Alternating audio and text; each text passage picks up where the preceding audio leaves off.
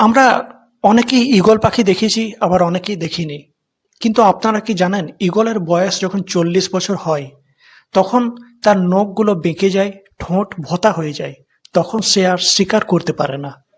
তখন তার কাছে দুটি রাস্তা থাকে, হয় মৃত্যুবরণ, না হয় নিজের শরীরের এক যন্ত্রণাদায়ক পরিবর্তন।